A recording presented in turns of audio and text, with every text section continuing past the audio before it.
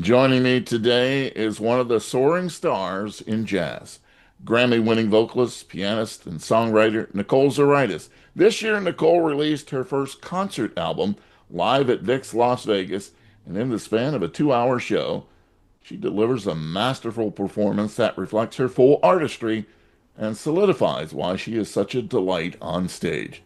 Great to see you as always, Nicole. What a pleasure to be here. Great to see you, Doug. Now, the mastery of the multiple roles for you in this singer, pianist, improviser, songwriter, storyteller, arranger it's all part of Live at Vic's Las Vegas. Why did you first want to do a live album? Well, it was a very serendipitous story. One of the owners of Vix, Sue Loudon, is Lithuanian, and my last name, Zuraitis, is Lithuanian. So we bonded like family when I went to play there. And when I played there the first time, I got an email from one of the people in the audience saying, I love your records, but there's nothing like seeing you live. You should consider doing a live album. And then two times returning to Vix later, not only were the owners, Sue and Paul Loudon, in the audience, but so is that same audience member and fan named Jay.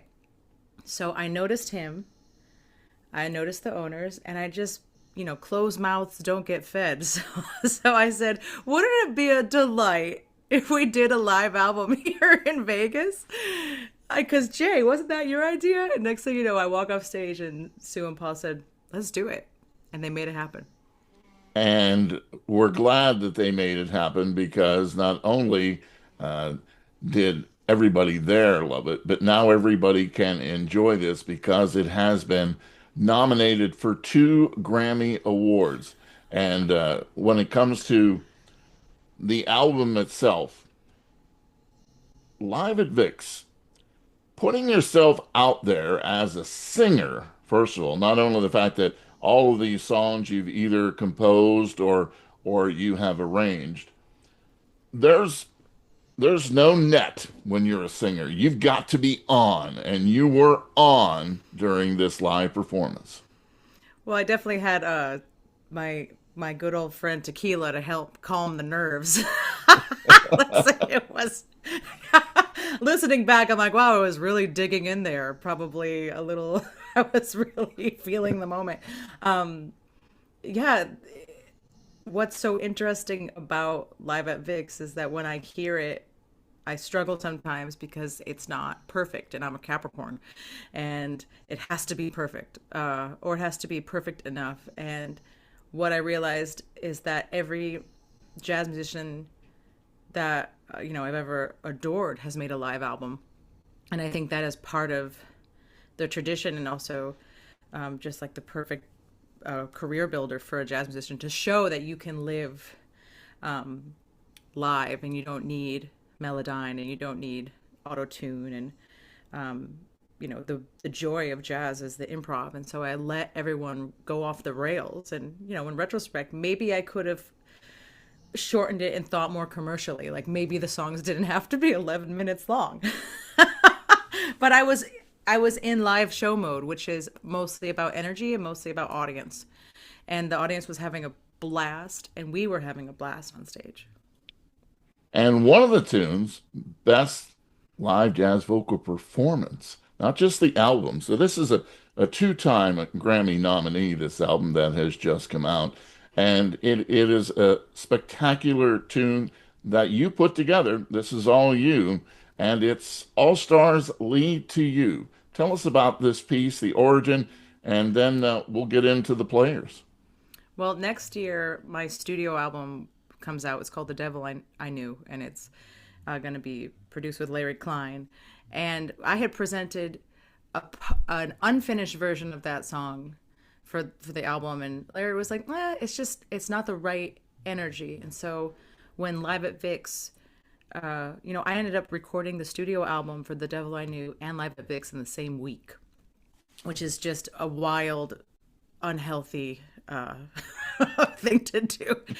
But after, Larry said, that song's not done, I said, well, actually, if I have Keon and Tom Scott and Rachel, what if I finish it and finish the words? So I finished the song the day before the Live at Vix recording and the one day between the two recordings. And it's a song I wrote about the many narcissistic people that you may or may not encounter in your life, especially if perhaps you are a woman in the music industry.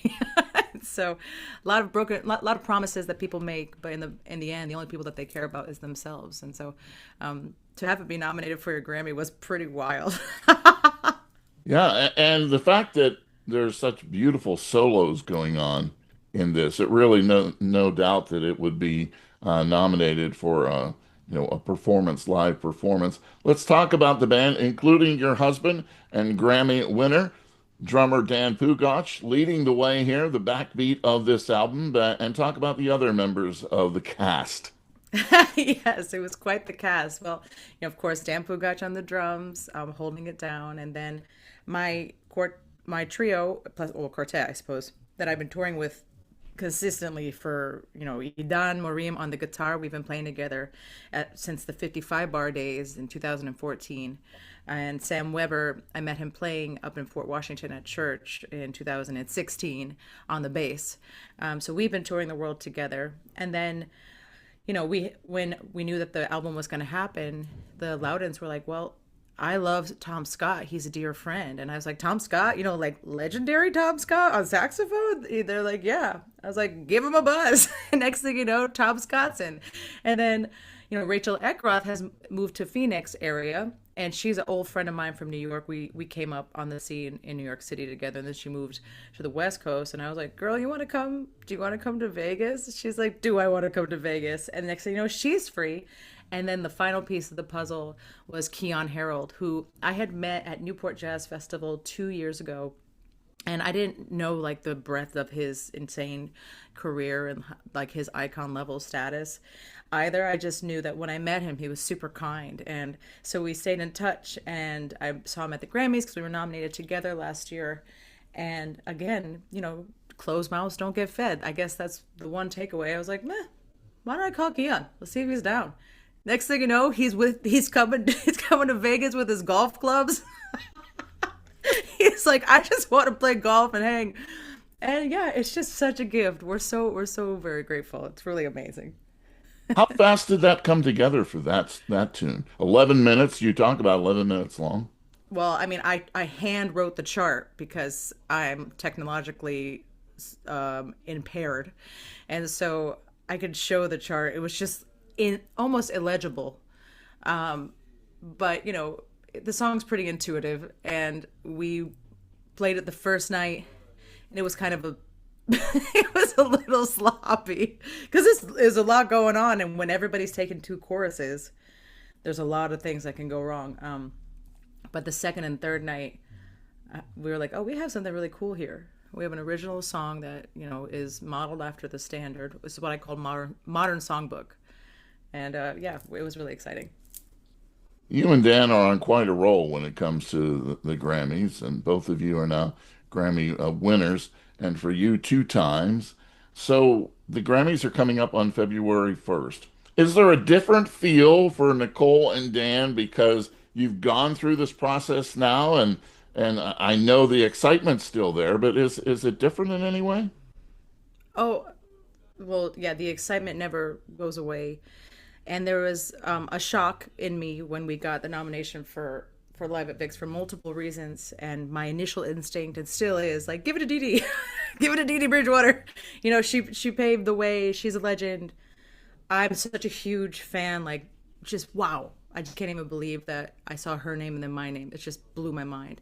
But then on the other hand, there's a part of me that says, well, why do you keep making music, and why do you keep playing into the Grammy thing? And what I wanted to say to anyone who's ever considered awards, that if you go into an award to win, then you're not going to get anything out of it. But if you go into applying for any award with the intention of the evil E word, which is exposure, then you will win, because you will be getting your music in front of people. And as independent artists, that's half the battle. It's like, how do I get my music in front of as many people as possible?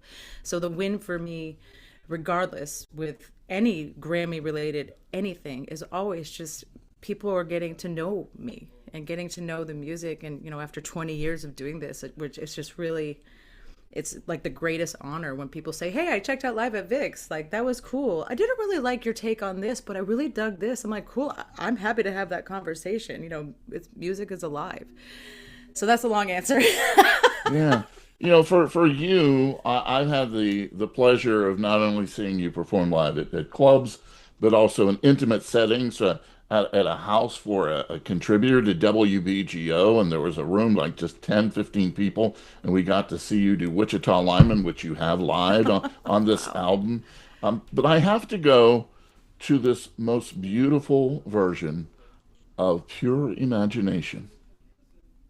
Talk Oh my about that. gosh. I mean, that displays everything that Nicole is about. It's about beauty, it's about love, it's about excitement, it's about thrill, it's about friendship. It's all in pure imagination from the wonderful Willy Wonka and the Chocolate Factory. Tell us about why you wanted to put this one out there. Oh wow. I've been playing that song since 55 Bar. We played there once a month. From 2014 until it closed. And Idam Marim was there with me every single show. So that's the guitar player. And him and I just have this, I don't know, innate understanding of the song. And we had an unbelievable experience when we were in Switzerland on tour this year, where we were playing a smaller venue and all the windows were open and it was dusk and all the sun was just going down. And as we played Pure Imagination, suddenly all the birds started singing, like truly just singing everywhere. And so every time I sing that song, I get choked up thinking about it. I just think hope, hope, hope, hope, hope. That's like the only thing that I think the whole time, is that maybe somebody here in the audience just needs to feel like there's hope somewhere. So that's that song, and I'm glad you asked about that. But you know me, so you knew Yeah, that would have a special part in my bones. absolutely. And there's so many wonderful tunes on here. Uh, the last track is Georgia on My Mind. And so we know the original versions of this, but your take on it is special too. Can you talk a little bit about that? Sure, we ended up inviting up the engineer Carmen Grillo because he's also a wonderful guitar player. He toured with Frankie Valli for years and years. He's a Las Vegas guy, and he played the guitar. And after there was so many bumps in the road as we're trying to record seven people, it was just so hard to let him also shine as a musician. So we invited him up, and I found that song, no matter where I go in the world, always hits because it's one of the best songs ever written. And so um, the way that I the way that I sing it is always like, yeah, this is this is the tune. And maybe that's like the energy that you get from it. And it's cool to just have Carmen up there sitting in with us on guitar, and I get to really roar, I guess. You display blues, jazz, pop, and you mention and you giggle when you talk about your start as an opera singer during this live event. It's really the calling card for you. You can sing anything, can't you? I certainly try. I certainly try because there's that old adage like good music is good music, and I've always subscribed to that, and I felt like it was my Achilles heel for so many years. And the older I get, the more I realize that just kind of gives me a unique voice. I didn't come up through the jazz academia. I came up in a roundabout way. I learned just by listening. I embarrassed myself in front of my peers. I didn't come up as like a prodigy in jazz. I was always an excellent singer. That was the one thing that was easy for me. Everything else was hard.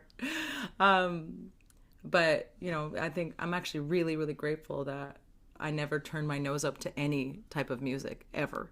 Because if you put up a blinder to a certain sound, then you're just limiting the toolbox that you can work with for life. So if somebody presents to me an EDM track, I'm like, I'll find something in there I like, and if I listen to it enough, I'll dig it. So Live at Vic's Las Vegas comes on the heels of two major Grammy wins for you in 2024. Won Best Jazz Vocal Album for How Love Begins, a historic win as the first independent artist to win in this category. You wrote and arranged the entire album. And a year later, earned a Grammy for Best Large Jazz Ensemble alongside your husband and collaborator, Dan Pugac, for Bianca Reimagined, Music for Pause and Persistent, which was inspired by your mutual passion for rescuing and fostering dogs. How have you changed now with this live album from those Grammy award-winning performances with you and Dan? Did this album change you in any way? Well, it was eye-opening to me that, nothing's perfect. If I was to be humble immediately, it was also a beautiful timestamp. So many albums to me are just little moments in time that I'm so glad that I have those because they're just memories and a way to encapsulate where you are as an artist at the time. So this was the moment for me to just be like, wow, we've been touring forever, especially since I won the Grammy. We've been touring so much. We've been living out of a suitcase. We're so grateful. We would never complain about a life that we once prayed for. It's been a true, true joy. And so I was like, this is what we sound like doing How Love Begins and before. And now, as I take the next step for The Devil I Knew, which is coming out in July, which is a studio album, which definitely has a little bit more of a commercial appeal. I'm super excited to kind of take the Live at Vic's music and just now it's time to move. Now we have to do new arrangements, new original songs. The new studio record is 20 tracks. I'm going in a different direction, but always rooted in jazz and what I like to call the modern songbook. One of your performances that people now connect you with is Jolene, of course, the Dolly Parton wonderful tune that you have arranged and done so many times and won awards for. But the coffee song, does this have anything to do that you wanted to include this? Because, as there you go, Dan provides you with the best cappuccino and lattes, and he's serious about it. Oh yeah, he's an unbelievable barista. I mean, the best part about the coffee song is the story, which is that before Dan was a full-time drummer, composer, arranger, and Grammy winner, he was a barista, and so I've had the great fortune of having fabulous coffee every day since we've been together and since 2010. And there was this famous, well, no, famous, that's not the word. There was this competition that came to New York called the New York Coffee Music Festival. And there was a competition where if you wrote a song, first you had to get in as a songwriter, and then you had to write a song with coffee in it. But of course, I didn't read the directions, so I just wrote a song about coffee and made it all punny because I thought Dan would get a kick out of it. And instead, whenever he hears it on stage, he's like, "Oh my God, really, the Brazilian?"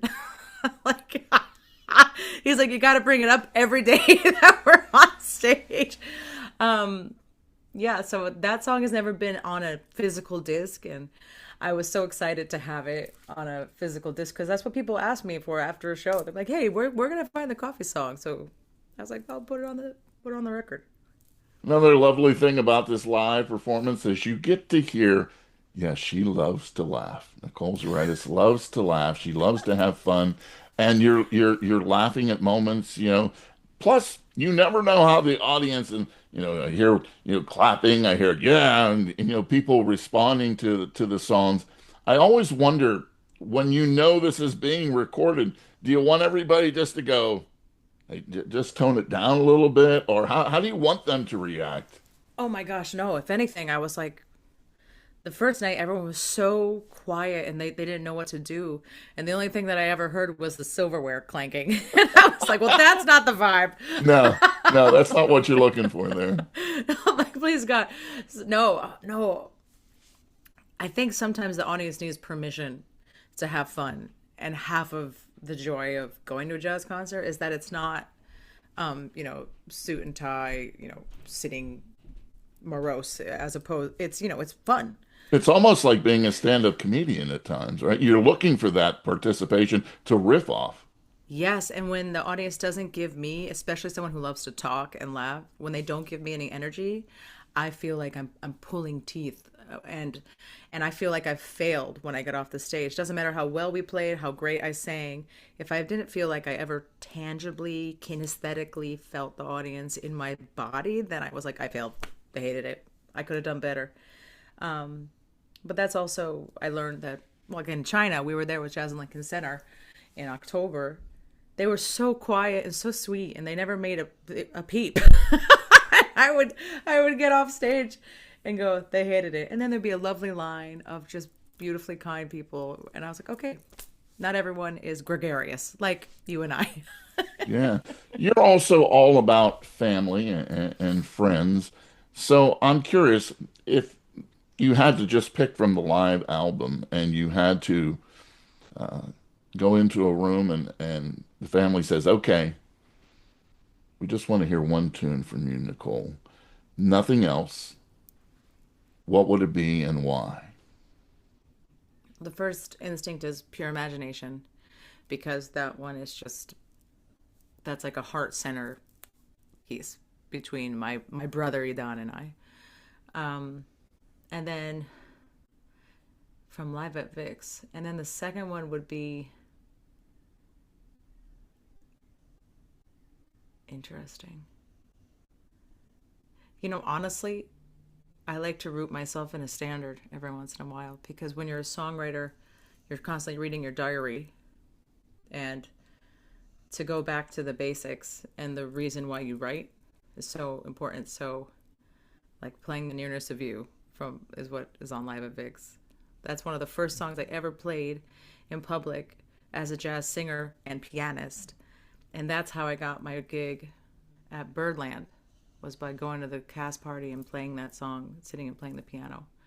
And that's when the owner, Johnny, heard me and said, oh, you should be with the Birdland Big Band. So that song to me is like grounds me. No matter where I am, I can be nervous, but if I just sing that beautiful standard, then I can move on to the rest of the show. And my family would understand that. As you mentioned, you've been on the road for, quite a bit and very busy. When you and Dan get back to the hotel, how much conversation is it about that concert, or is it time to chill out? Wow. Sometimes we're like, should we get two rooms? not not because we don't want to see each other, but because the adrenaline of the day is hard. And even when we're home here, we feel guilty that we're in each other's sightline, but we are not interacting at all.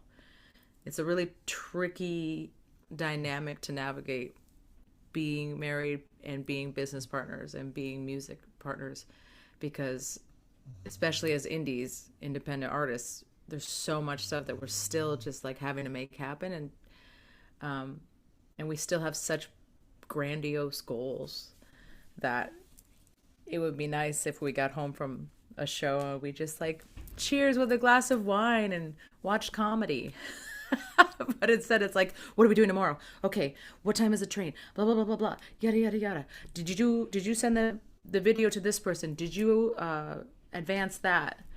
But also, I wouldn't trade it for the world. He's my best friend, and without him, I would cease to exist. He's so terrific.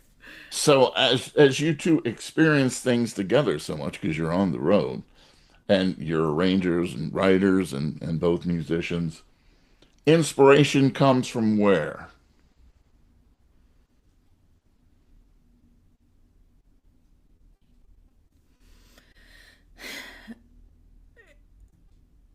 Whatever has I've seen or felt, um, whether it's like a something I've seen,